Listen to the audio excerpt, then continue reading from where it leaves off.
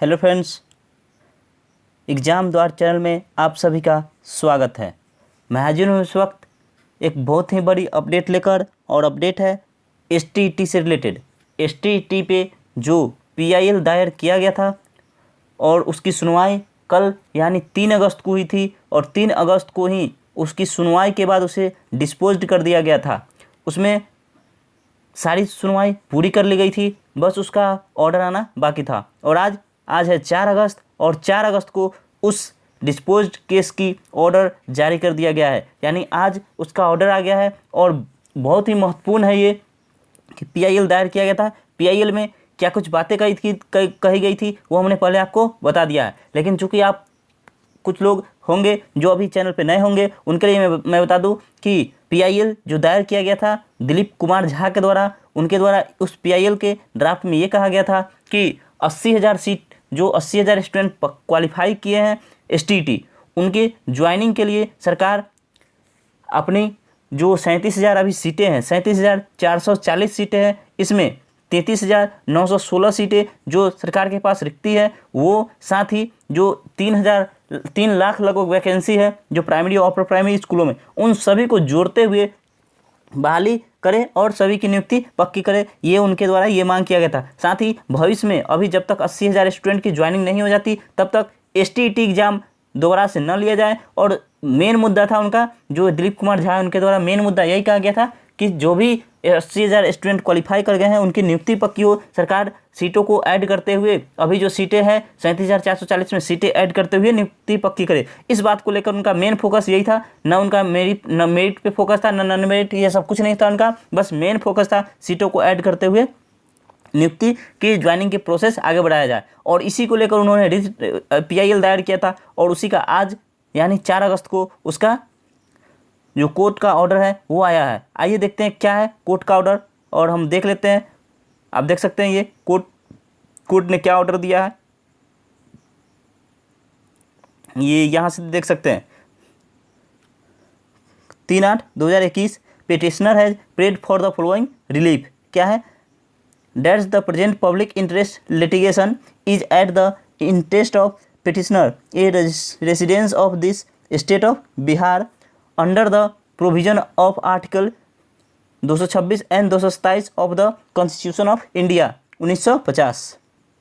यानी कि आर्टिकल 226 और 227 के अंतर्गत ये पूछा गया था in the exercise of extra डिस्केंट्री writ judiciary of the honorable court through which the petitioner has sought a direction, आगे का कुछ लिखा है, upon the respondent to conclude the teacher appointment with regard to the vacant seat, यानी teacher की recruitment करे जो वैकेंट सीट है उसके regarding in various secondary school, and also increase the number of allotted seat so the qualified student यानी qualified candidate can get fair opportunity to the participate in joining process.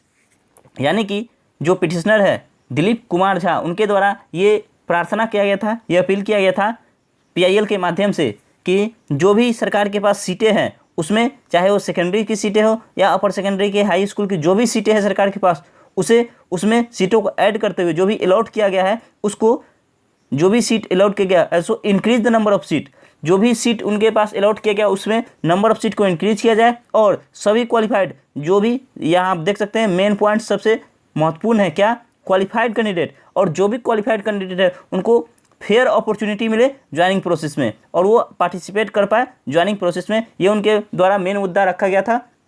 और सरकार ने ये, और सरकार की तरफ से जो एडवोकेट जनरल, तो ये था जो उन्होंने अपील किया था। एडवोकेट जनरल ने भी उनकी बातों को हामी भरी थी, और उन्होंने कहा था Learned Advocate General stated that the process of selection and appointment of teachers is already underway।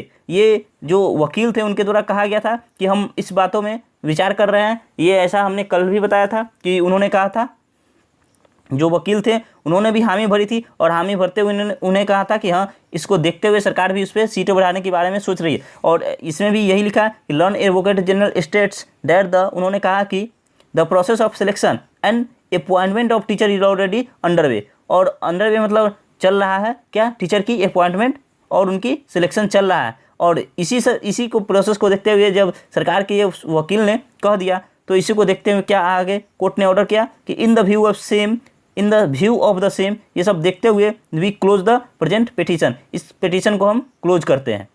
ये चीफ जस्टिस संजय करोल और जस्टिस एस कुमार जस्टिस थे, ये चीफ जस्टिस और ये जस्टिस के द्वारा ये ऑर्डर दिया गया है। तो ये था पूरा जो कल केस डिस्पोज हुआ उसका ये ऑर्डर आया है आज।